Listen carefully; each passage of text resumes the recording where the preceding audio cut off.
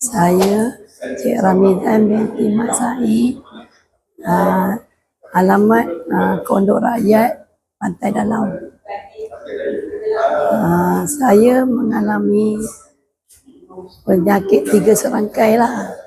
Darah tinggi, kencing manis, buah pinggang tahap 3, kolesterol kan. Lepas tu mata katarak.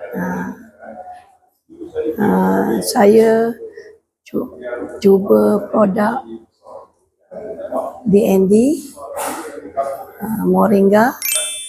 Saya pergi cek HKL dulu tahap 3.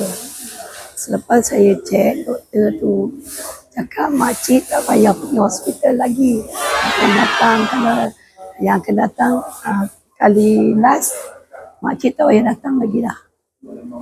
Mana tak pergi hospital lah sebab buah pinggang.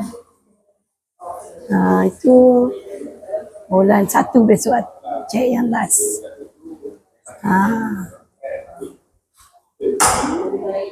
Apa ni, kencing manis pun ada perubahan turun.